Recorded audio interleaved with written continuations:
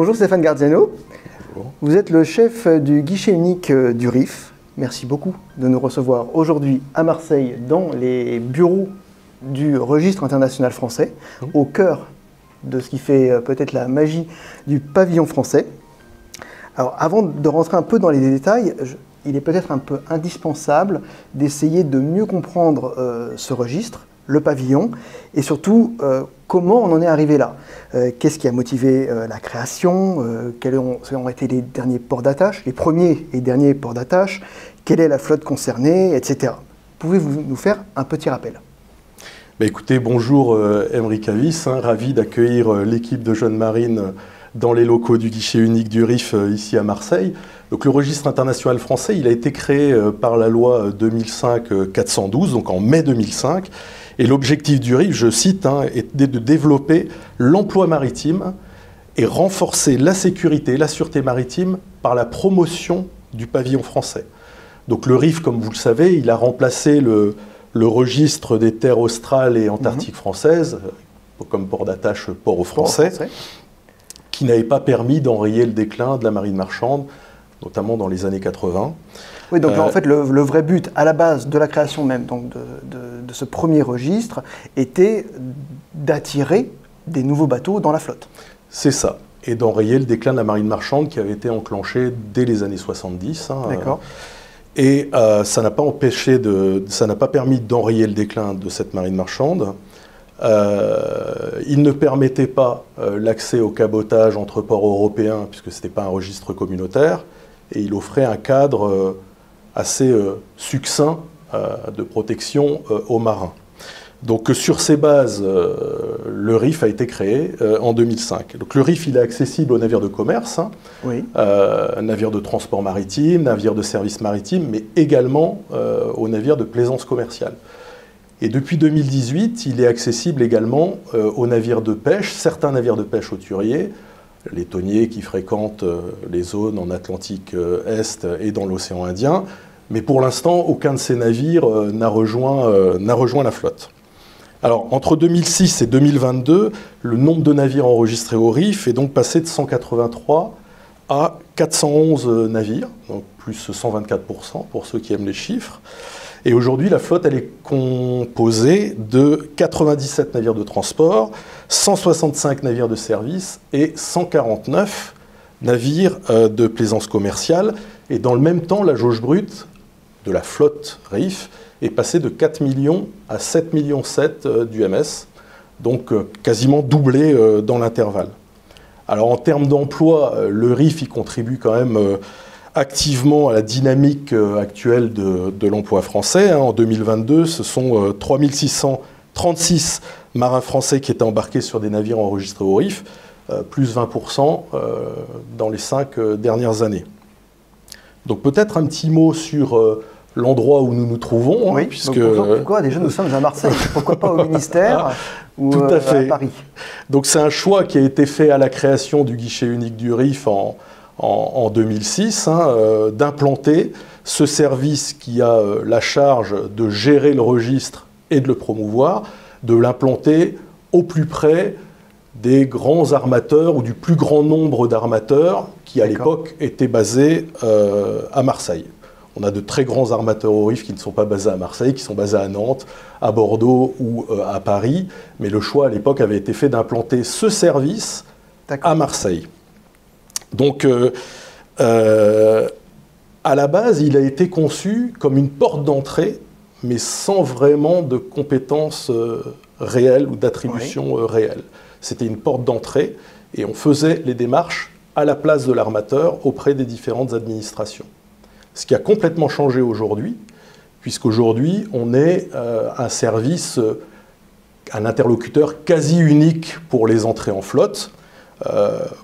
Pour étayer mes propos, en 2006, l'armateur avait affaire à 7 services différents de l'administration pour enregistrer un navire sous pavillon français. Aujourd'hui, il n'y en a plus que 2.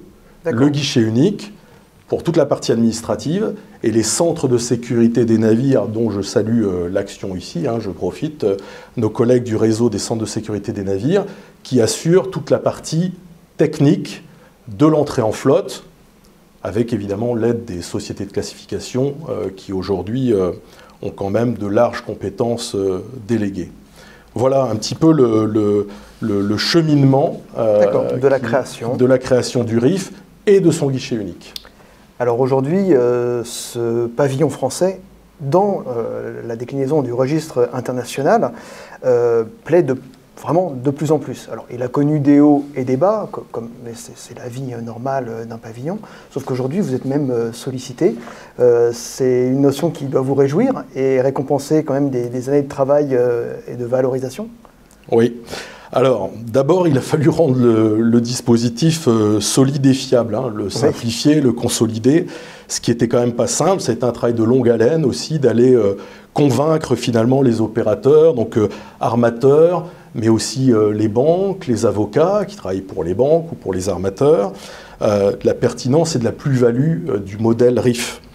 Il y a un point de bascule avec la crise Covid, où en fait il y a eu un retour aux sources, un besoin de sécurité juridique, un service complet, des appuis internationaux, et les opérateurs économiques du maritime sont venus à prendre conscience, ou reprendre conscience, d'un besoin d'État.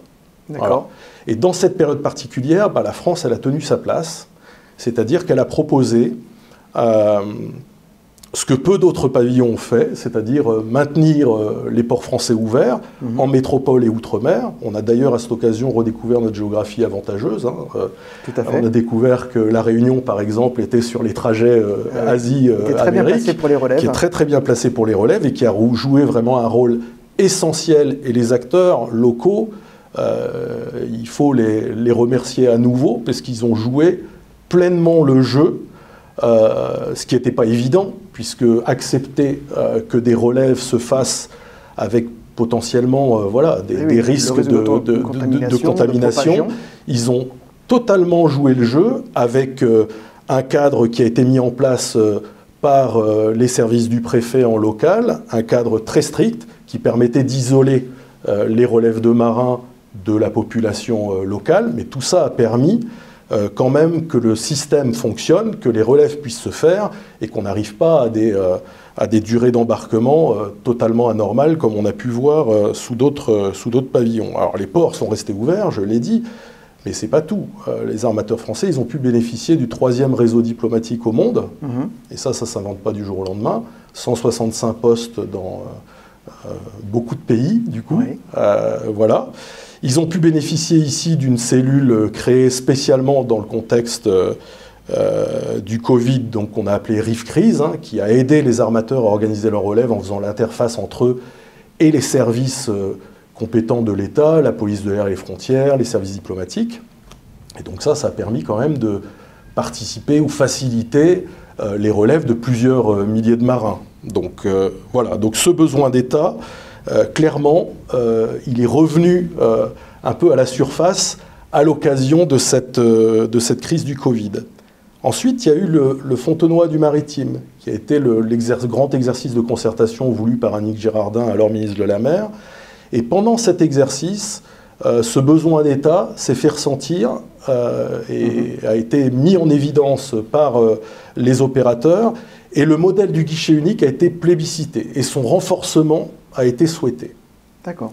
Et donc, le gouvernement a répondu favorablement à cette demande, ce qui a donné lieu pour nous, très concrètement, à l'arrivée de 2 cadres supplémentaires, une référente en fiscalité et un référent en promotion et promotion du registre et en matière d'équipage. Donc des secteurs sur lesquels on avait besoin d'être renforcés en compétences, pour toujours donner une vision la plus globale et une réponse la plus globale possible aux opérateurs sur des thématiques très très larges.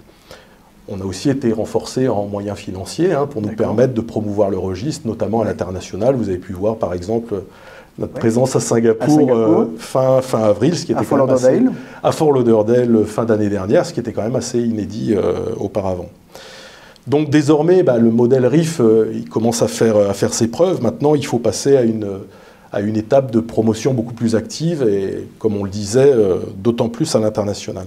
Ce qu'il faut bien réaliser, c'est qu'aujourd'hui, nous sommes à un moment bien particulier de l'histoire de la marine marchande, hein. Il y a une flotte mondiale en développement avec une demande toujours croissante de navires, notamment sur les secteurs du transport de gaz, le secteur des navires d'appui au secteur éolien, par exemple. La nécessaire décarbonation du transport maritime qui, du coup, provoque un renouvellement important de la flotte. Et la contraction du marché de l'emploi. Alors, on le constate très concrètement en France, mais c'est vrai aussi au niveau international, hein. Le marché de l'emploi de marins est quand même très tendu. Et bien, dans ce contexte international bien particulier, le RIF y propose des avantages fiscaux très compétitifs pour l'acquisition de navires neufs. Donc, c'est plutôt avantageux au moment où il y a un besoin de... Avant les GIE et tout ça. Voilà. Alors maintenant, c'est le crédit bail fiscal qui commence à être connu sous son doux nom de French Tax Lease au niveau international. Voilà. Alors, les systèmes fiscaux avantageux qui sont encore plus avantageux si les navires sont dotés de propulsion plus respectueuse de l'environnement, évidemment. Et un cadre social pour les gens de mer qui est quand même plus exigeant, bien au-delà des minima internationaux.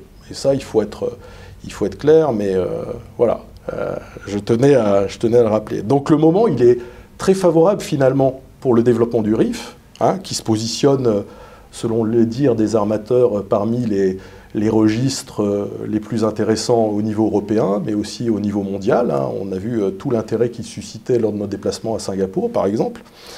Et on observe très concrètement l'arrivée depuis plusieurs mois d'opérateurs étrangers, vous en avez entendu parler, dans le secteur du transport maritime, mais on l'a vu aussi au yachting, et on le verra dans les prochains mois dans la flotte de service. Voilà, donc des opérateurs étrangers qui viennent de pavillons qui étaient quand même des modèles pour nous, hein, le pavillon norvégien par exemple, et qui viennent s'installer en France, puisque le modèle est perçu comme robuste et stable. Alors, vous avez parlé de beaucoup de choses, de la promotion, du yacht, de nouveaux navires en flotte. Donc, justement, le yacht fait partie de la base qui a énormément évolué ces dernières années. Donc, du coup, le RIF n'est plus vraiment réservé à des navires de charge, il s'est bien plus ouvert. Comme on disait également, on vous a vu au Fort Lauderdale Boat Show. Tout à fait. Et pourtant, on est quand même sur un marché où les gens sont plutôt discrets. Le pavillon, il est plutôt BVI, Jersey. C'est quand même assez rare de voir des yachts arborant le pavillon français, et vous avez réussi à les convaincre. Donc on arrive sur vraiment un modèle qui est très très attractif, parce que vous parlez également d'avantages fiscaux. Tout ça combine un petit peu ce que vous avez réussi à capitaliser dans le modèle du transport fret et conteneurisé vers le yachting, hein. Alors, il y a plusieurs choses. Déjà, à la base, le yachting il s'est développé principalement dans un environnement anglo-saxon. Pourquoi ? Parce que les anglo-saxons ont vu très tôt que les yachts allaient monter en taille très très vite, à la fin des années 80, début des années 90, et qu'il allait avoir besoin d'adapter finalement un certain nombre de réglementations pour accompagner le développement de ce secteur.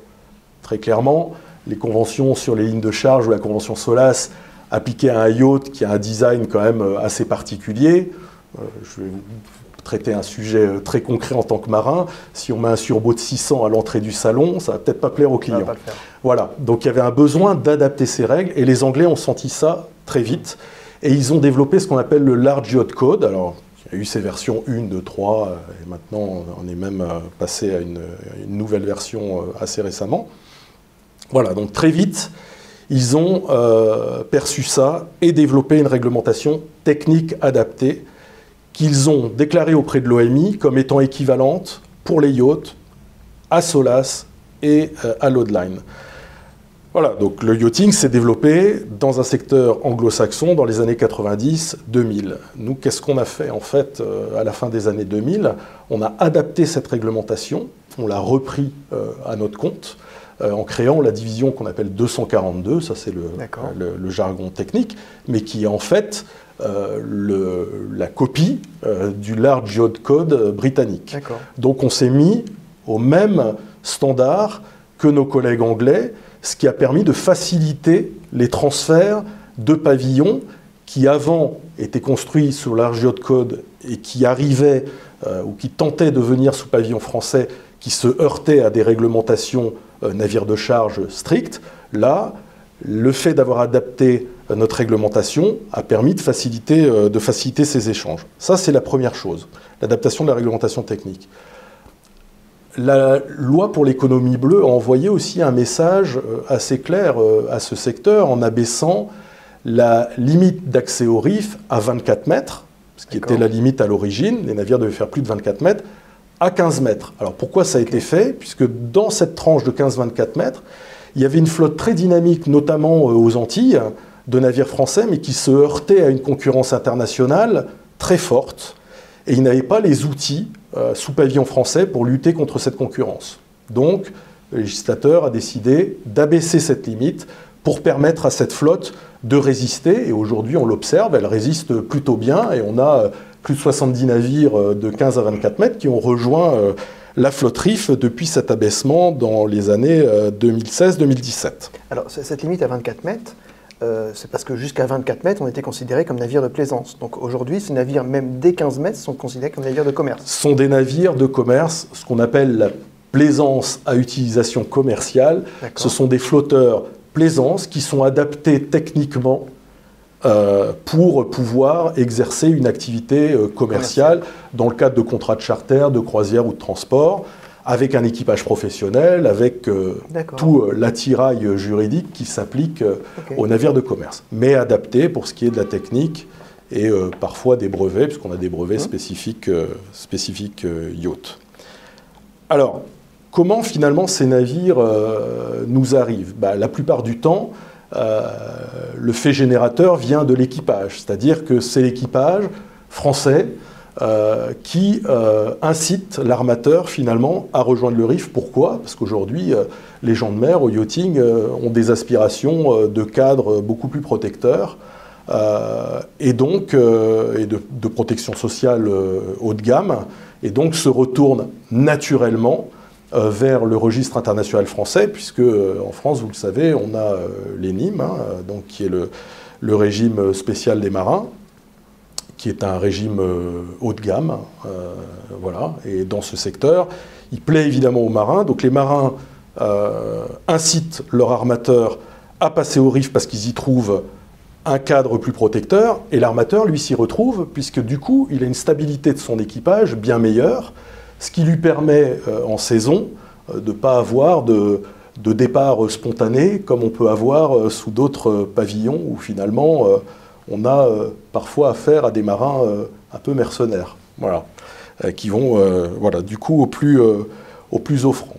Ok, donc en fait, les marins qui étaient ces mercenaires qui faisaient un coup sur un yacht, un coup sur l'autre, ils ont réussi, en fait, enfin, vous avez réussi à les fidéliser via le service social et la protection, la retraite et tout ce qui est, enfin, tous les avantages en fait de la référence ENIM. C'est ça. Alors c'est l'histoire aussi qui fait que voilà, il y a eu parfois des accidents qui ont montré que sur certains pavillons, les marins n'étaient pas forcément bien protégés. Le cadre français, ils le connaissent, pour ceux qui ont étudié en France et qui ont des collègues dans les autres secteurs de la marine marchande, il est connu et ils savent qu'il est très protecteur pour le marin lui-même, lorsqu'il est à bord et lorsqu'il est à terre, et pour sa famille également. Donc c'est un sacré avantage, là où beaucoup de registres ont choisi finalement de requérir plus de liberté aux marins, uniquement les 3 branches minimales de la MLC en termes de protection sociale. Nous, on est sur les 9 branches et même au-delà avec l'ENIM.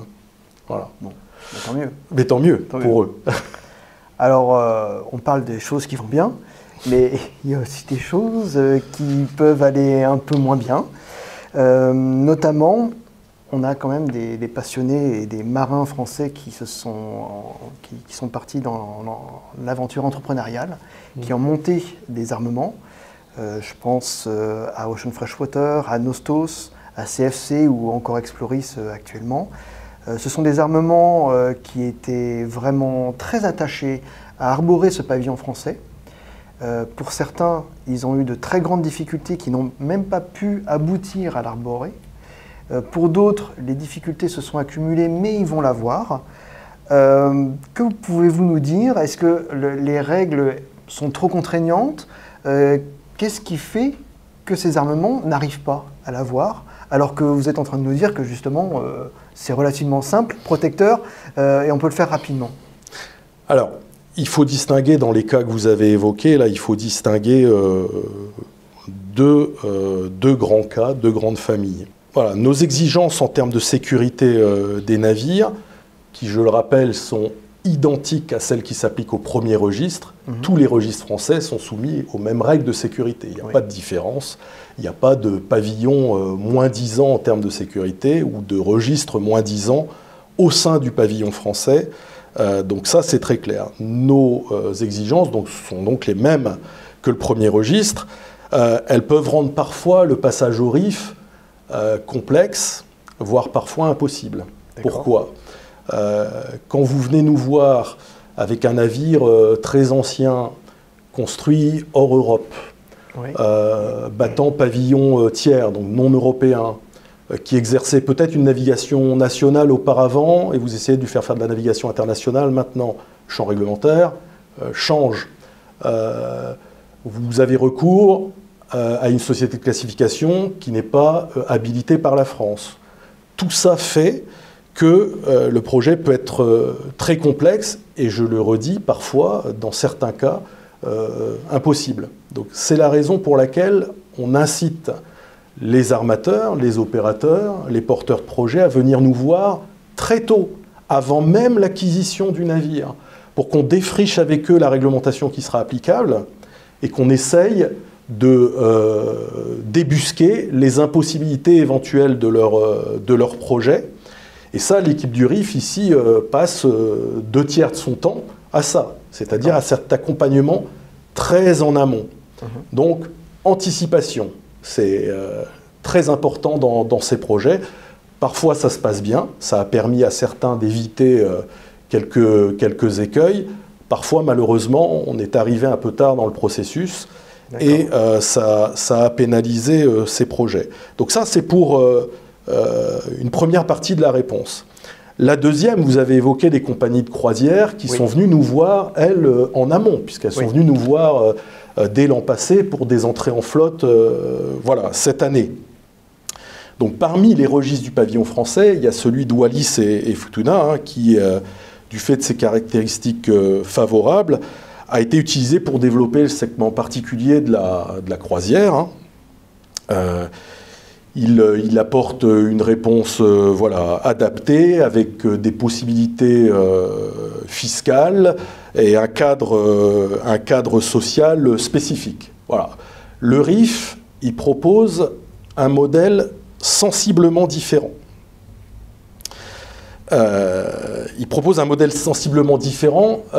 Qui séduit particulièrement les armements, car il propose un cadre social en phase avec les aspirations des gens de mer aujourd'hui. D'accord. Alors, on va essayer de faire un petit rappel des différences. Donc, sous RIF, on a une protection sociale complète, de minime, avec la retraite, la catégorie, tout ça.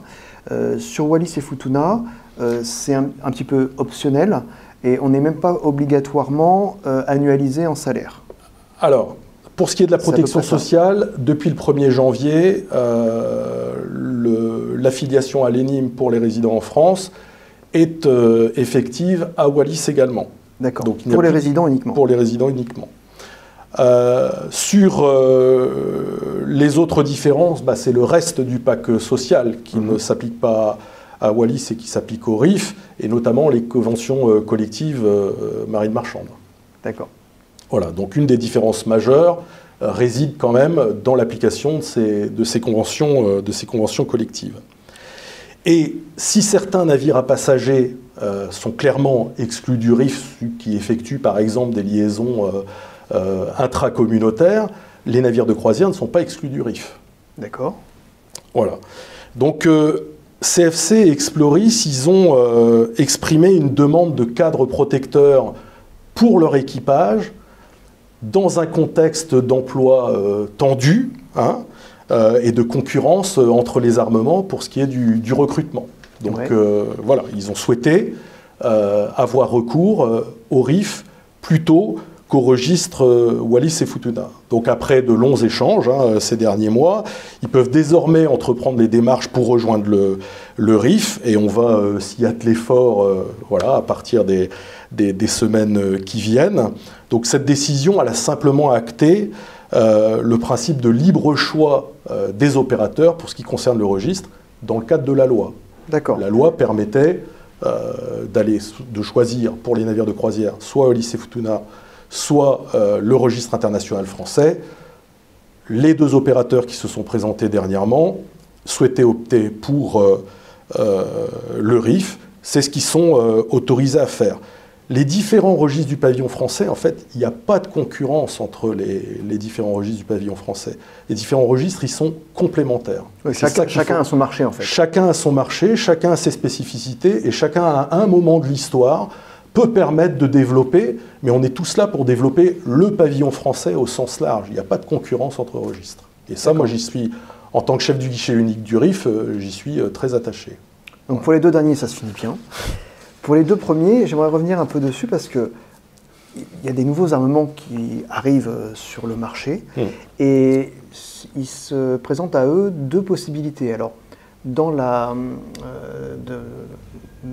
l'état d'esprit actuel d'éco-responsabilité, certains se penchent vers de la récupération de coques anciennes.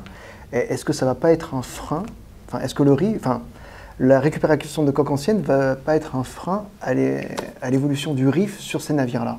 Alors, ça peut clairement être un frein, et je pense que vous évoquez certains projets qu'on voit fleurir de façon assez dynamique, mais ça vient du fait que la France a aussi une longue histoire avec la voile de compétition, en fait, et on voit un certain nombre de navires ou tentatives de recycler des navires qui étaient construits à la base pour la compétition, pour en faire du transport de personnes ou de marchandises. Donc là, effectivement, ces projets-là sont assez complexes. Tout dépend de la base technique de départ, de la disponibilité aussi de plans, de calculs qui ont été faits, des réglementations qui ont été utilisées comme support à la construction initialement, l'intervention ou pas d'une société de classification, par exemple, à la construction. Ça, c'est quand même un gros atout. Si la construction du navire a été surveillée par une société de classification, il est quand même... il y a un peu plus de chances qu'on arrive à aboutir. Mais c'est vrai que ces projets sont assez compliqués, vu nos référentiels, qui, encore une fois, sont complexes à mettre en œuvre pour des navires qui changent d'activité. On parle de là d'anciens navires de compétition à voile, donc qui ont été construits pour faire de la vitesse avec des échantillonnages au niveau coque et mât, voilà, qui ne sont pas forcément dans les standards qui s'appliquent au commerce. Ils n'ont pas été étudiés, par exemple, au départ pour transporter de la charge. Voilà. Et donc en fait, les grosses difficultés qu'on peut avoir, c'est pour le changement d'activité, changement de destination, en fait, le changement de manière générale d'attribution de ce bateau sur une ligne ou sur un transport quelconque. Donc le mieux, c'est de venir vous voir en amont, voire très en amont, avant d'acheter le bateau, pour pouvoir voir ce qui est possible de faire si on veut absolument avoir le registre international français. C'est ça. On arrive après à faire ce type de conversion. Je pense à un navire en particulier qui est utilisé voilà, pour de la surveillance en mer, qui est l'ancien navire qu'avait fait construire Olivier de Kersauzon pour suivre les couches au large, qui a été converti et qui est maintenant en flotte RIF mais là qui a donné lieu à un certain nombre d'adaptations. Alors c'est vrai qu'un de ses avantages, c'est que c'était déjà un navire à moteur, et donc tous les systèmes techniques autour du moteur étaient déjà en place, et donc il n'y a pas eu d'adaptation de ce point de vue-là. Mais voilà, ça c'est un exemple qui a par exemple fonctionné. Voilà. Alors quand on parle de tout ça, quand on voit cette très belle évolution, on se dit rien ne peut vous arrêter, sauf peut-être la volonté politique. Récemment, on a suivi avec grande attention la proposition de loi de Didier Le Gac qui visait à lutter contre le dumping social, et la résultante a été l'interdiction du RIF sur le transmanche. Alors, c'est un sacré paradoxe. Vous êtes en train de nous dire que le RIF fait la promotion des métiers. Donc on a 3300 marins, 3600 marins qui naviguent sous ce registre, et pour autant on vous accuse de dumping social quelque part. Comment expliquez-vous cette ambivalence? Alors, bon, déjà, il faut rappeler que les 800 marins licenciés par P&O est embarqué sur des navires enregistrés sous pavillon chypriote, donc sont les conditions sociales moins disantes de certains pavillons qui ont déclenché finalement la proposition de loi visant à lutter contre le dumping social sur le transmanche, et absolument pas les conditions sociales applicables au RIF. Donc ça c'est la première chose. Avant la finalisation du Brexit en 2020, le recours au RIF n'était pas possible sur le transmanche, puisqu'on était en liaison intracommunautaire entre le Royaume-Uni et la France, et donc ça faisait partie des exclusions du RIF. Donc en fait, ce qui a été réalisé par le décret qui est sorti récemment le 21 juin dernier, c'est un retour à la situation pré-Brexit, absolument pas un bannissement du RIF comme on a pu le lire. On est revenu on a réofficialisé une situation qui préexistait. Il n'y a jamais eu de RIF sur le transmanche. La petite nouveauté, c'est que le décret a prévu une extension aux îles anglo-normandes, et là, par mesure de cohérence, au niveau de la Manche.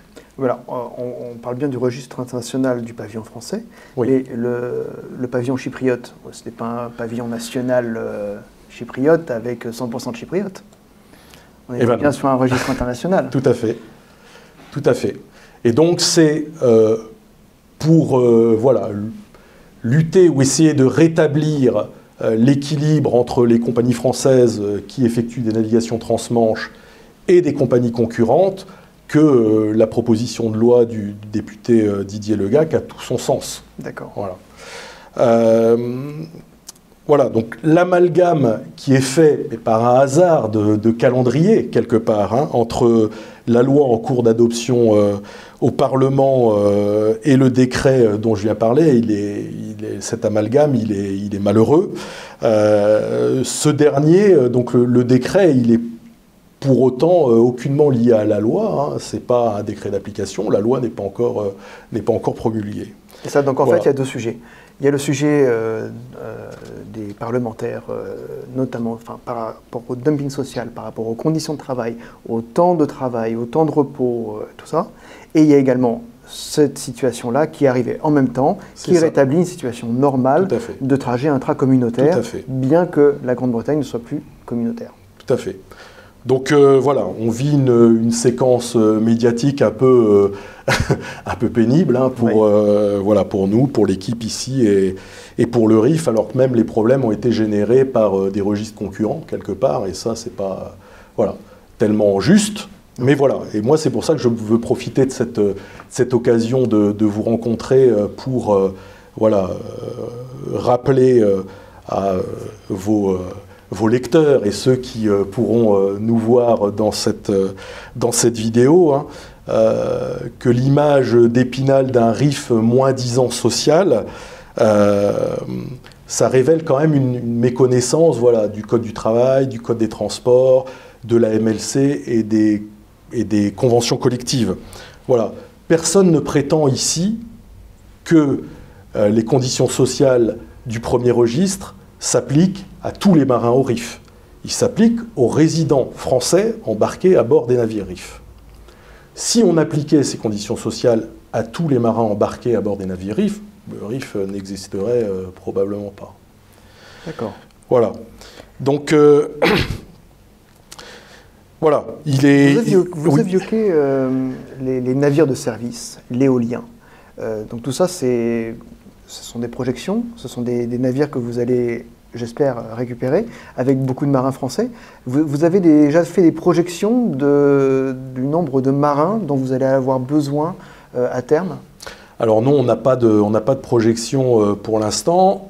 On y travaille, c'est-à-dire qu'on commence à avoir des projections relativement fiables du nombre de navires qui vont entrer en flotte, connaissance d'un certain nombre de projets pour les 2 années à venir, donc ce qui va nous permettre de faire quelques projections en termes de marins. On n'a pas pour l'instant fait l'évaluation de ce que vont finalement générer comme activité le développement des grands champs éoliens, notamment le long des côtes françaises, puisqu'aujourd'hui, le gros potentiel en Europe, et ça, les opérateurs européens l'ont bien compris, dans les années à venir, c'est le long des côtes françaises que ça va se... Oui, parce qu'on a Thomas qui commence à avoir, donc TSM, Thomas Service Maritime, qui commence à avoir des petits navires de servitude pour les éoliens. On a Louis Dreyfus Armateur, qui a des très très beaux bateaux de travaux éoliens.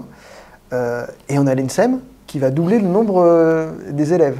C'est ça. Donc il y a quand même... Voilà, pour accompagner finalement le développement de cette flotte, l'objectif étant évidemment pour qu'au moment où ces marins et ces officiers sortiront de leur cursus ENSEM et commenceront à naviguer, le format de la flotte soit élargi pour qu'ils puissent bénéficier des conditions favorables que leur propose le pavillon français, ce qui ne leur empêchera pas, s'ils en ont envie, d'aller naviguer sous pavillon étranger. Donc là, l'objectif pour nous, c'est dans les années à venir de capter un maximum de navires au RIF pour offrir à ces effectifs doublés un marché de l'emploi étendu et ne pas se retrouver dans une situation où on aurait doublé les effectifs et on serait avec une flotte qui serait toujours rester au même niveau. Voilà, les marins français ont de très gros atouts à faire valoir, ils ont une très belle formation de qualité. La polyvalence qui à un moment a pu être vue comme une difficulté de gestion par certains armements, alors, pas trop les armements français, voilà, en fait est un très gros avantage puisque ça permet une compréhension de ce qui se passe à bord pour un commandant de comprendre parfaitement ce qui se passe à la machine et un chef de comprendre parfaitement les contraintes du commandant ou du second capitaine au regard de la cargaison, par exemple. Voilà, donc les marins... aussi une souplesse de positionnement. Exactement. Ce ne sont pas que des contraintes, la polyvalence. Exactement. Et donc, certains armements l'ont bien compris. Et on voit sur les fiches d'effectifs des navires régulièrement avoir des officiers en fonction d'officiers polyvalents pour pouvoir répondre à des demandes des deux services suivant les besoins lors de l'embarquement. Très bien. Merci beaucoup Stéphane Gardiano. On va vous souhaiter le meilleur pour la suite. Jeune Marine a déjà publié un dossier complet sur le pavillon français et ses registres. Donc je vous incite évidemment à y faire un petit tour. Notamment, on a un beau tableau qui compare Wallis et le RIF, pour ceux qui seraient intéressés de faire un petit tour à la croisière. Et voilà, merci beaucoup de nous avoir reçus. On va se revoir très bientôt sur certains événements nationaux. Voilà, merci. À bientôt. Merci de votre venue et puis à très bientôt. On sera effectivement à la London International Shipping Week au mois de septembre. Très bien. Au Yachting Festival à Cannes, où on s'est rencontrés l'année dernière. Nous serons de nouveau à Fort Lauderdale également. Peut-être à Fort Lauderdale. Vous nous invitez cette année? Écoutez, en tout cas, vous serez les bienvenus sur le pavillon France si vous vous trouvez à Fort Lauderdale au moment du salon. D'accord. Merci, Bricalis. Merci beaucoup. À bientôt. À bientôt. Au revoir.